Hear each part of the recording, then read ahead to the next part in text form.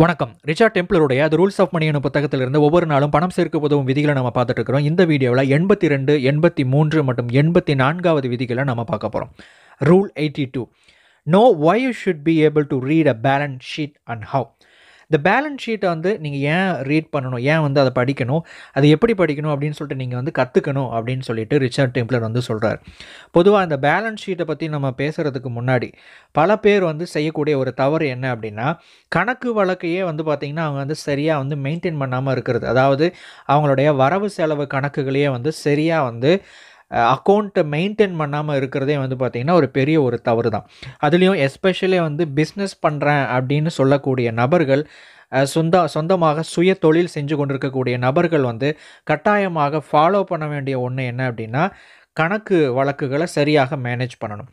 அதில் இந்த அக்கௌண்ட்ஸ் அப்படின்னு வரும்போது அதில் வந்து பேலன்ஸ் ஷீட் அப்படிங்கிறது முக்கியமான ஒரு பகுதி. என்ன காரணம் அப்படின்னா, ஒரு கம்பெனி நம்ம ரன் பண்ணுறோம் அப்படின்னா உண்மையாகவே அந்த கம்பெனியினுடைய இப்போது இருக்கக்கூடிய இருப்பு நிலை என்ன அப்படிங்கிறத நம்ம வந்து தெரிஞ்சுக்கணும். இப்போ வந்து அந்த கம்பெனி வந்து எந்த நிலையில் வந்து ஓடிக்கிட்டு இருக்குது அப்படின்னு நமக்கு வந்து தெரியப்படுத்துறது வந்து இந்த பேலன்ஸ் ஷீட்டு தான்.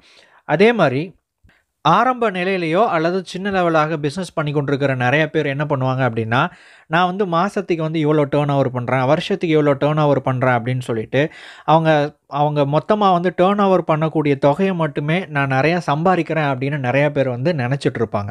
இதில் உண்மை என்ன அப்படின்னு வந்து பார்த்தோம்னா, இப்போ உதாரணத்துக்கு வந்து ஒரு கம்பெனி ஒரு மாதத்துக்கு வந்து ₹1,00,000 வந்து டேர்ன் ஓவர் பண்ணுது அப்படின்னா, ஆனால் அதே சமயம் அந்த கம்பெனி வந்து மாதத்துக்கு வந்து ₹50,000 மேலே வந்து நிறைய செலவுகள் பண்ணிக்கிட்டு இருக்குது அப்படின்னா, இங்கே ₹1,00,000 உள்ளுக்குள்ளே வர்றது பெரிய விஷயம் இல்லை, கடைசியில் எவ்வளோ நிற்குது அப்படிங்கிறதான் வந்து இங்கே விஷயமே.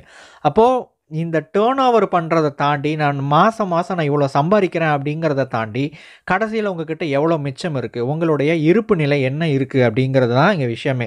இதுதான் வந்து உங்களை உண்மையாகவே பொருளாதாரத்தில் அடுத்த நிலைக்கு எடுத்துகிட்டு போகும். நமக்கு இன்கம் எவ்வளோ வந்துட்டு இருக்குது, நம்ம எவ்வளோ வருமானத்தை நம்ம பார்த்துட்ருக்குறோம் அப்படிங்கிறத தாண்டி எவ்வளோ வருமானத்தை நம்ம பிடிச்சு வச்சுருக்கிறோம், எவ்வளோ நம்ம சேமித்து வச்சுருக்கிறோம், கையிருப்பு எவ்வளோ இருக்குது, அதுதான் இங்கே முக்கியம். அதற்காக நீங்கள் கட்டாயமாக அந்த பேலன்ஸ் ஷீட் அப்படிங்கிற ஒன்றை வந்து நீங்கள் கண்டிப்பாக அதை மெயின்டைன் பண்ண ஆரம்பிக்கணும். அதை ரீட் பண்ணுறதுக்கு நீங்கள் லேர்ன் பண்ணிக்கணும். ரூல் 83.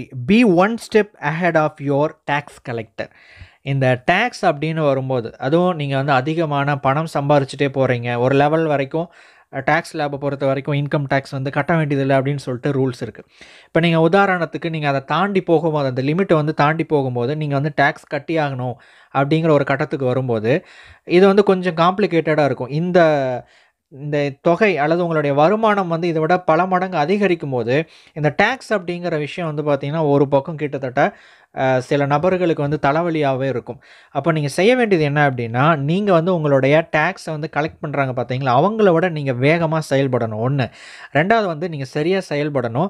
மூணாவது வந்து டேக்ஸை வந்து எந்தெந்த விதத்தில் வந்து மிச்சப்படுத்தலாம் அப்படிங்கிற அறிவுரைகளை வந்து நீங்கள் கேட்டுக்கிட்டு அதன்படி நீங்கள் செய்ய ஆரம்பிக்கணும். இது வந்து லீகலாகவும் போகணும், அதே சமயம் புத்திசாலித்தனமாகவும் போகணும், அதே சமயம் உங்களுக்கு அதில் மிகப்பெரிய அளவுக்கு லாபத்தை உருவாக்கக்கூடிய அளவிலும் நீங்கள் வந்து இந்த டேக்ஸை பொறுத்த வரைக்கும் நீங்கள் செயல்படணும். Rule 84. Learn how to make your asset work for you. உங்களுக்கு சொத்து அப்படின்னு ஒன்று இருக்குது அப்படின்னா, அந்த சொத்தை வந்து எப்படி உங்களுக்காக வேலை செய்ய வைக்கிறது, அல்லது அது வந்து உங்களுக்கு வந்து உங்களுடைய பொருளாதாரத்தில் மேலும் பல விதத்தில் உதவி செய்ய வைக்கிறது எப்படின்னு சொல்லிட்டு நீங்கள் வந்து தெரிஞ்சுக்கணும், அதை வந்து கற்றுக்கொள்ளணும், அதை வந்து நீங்கள் வந்து பின்பற்றணும். ஆசெட்டை பொறுத்த வரைக்கும், சொத்துக்களை பொறுத்த வரைக்கும் லாங் டேர்ம் ஆசெட்டாக இருக்கலாம், அதாவது ரொம்ப நெடுங்கால சொத்தாக இருக்கலாம், அல்லது ஒரு குறுகிய கால ஷார்ட் டேர்ம் ஆசெட்டாக வந்து இருக்கலாம். இப்போ அந்த குறுகிய கால ஆசெட் அப்படிங்கிறது வந்து உடனடியாக அதை வந்து பணமாக நம்மளால் மாற்றிக்கக்கூடியது. லாங் டேர்ம் ஆசெட் அப்படின்னு சொல்லக்கூடியது என்ன அப்படின்னா, இதை வந்து பணமாக மாற்றுறதுக்கு வந்து பார்த்திங்கன்னா அதுக்கு வந்து ரொம்ப காலம் எடுக்கும், அதனுடைய வேல்யூ வந்து படிப்படியாக உயர்ந்துட்டுருக்கும் அப்படின்னு சொல்லலாம். அப்போ உங்ககிட்ட நீங்கள் செய்ய வேண்டியது என்ன அப்படின்னா, உங்ககிட்ட சொத்துக்கள் எவ்வளோ இருக்குது அப்படின்னு சொல்லிட்டு நீங்கள் எல்லா சொத்துக்களையும் நீங்கள் முதல்ல பட்டியலிடணும். அது வந்து ரியல் எஸ்டேட்டாக இருக்கலாம், அல்லது உங்களுடைய கம்பெனிக்காக அல்லது நீங்கள் பணத்தை பெருக்கிறதுக்காக பயன்படுத்தக்கூடிய எக்கச்சக்கமான மெஷினரிஸ் ஆகலாம், டூல்ஸ் ஆகலாம். இந்த மாதிரி எல்லாமே வந்து பார்த்திங்கன்னா என்னென்ன சொத்துக்கள் இருக்குது அப்படின்னு சொல்லிட்டு முதல்ல நீங்கள் செய்ய வேண்டியது லிஸ்ட் அவுட் பண்ணணும். ரெண்டாவது வந்து பார்த்திங்கன்னா, எந்த ஒரு சொத்தையுமே வந்து சும்மா சாதாரணமாக இருக்கிறதுக்கு நீங்கள் அனுமதிக்கக்கூடாது.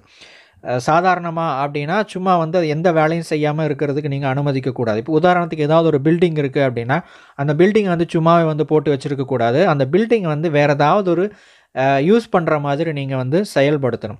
அத வந்து வாடகைக்கு விடலாம், லீஸுக்கு விடலாம். இல்ல ஏதோ ஒரு விஷயம் பண்ணலாம்.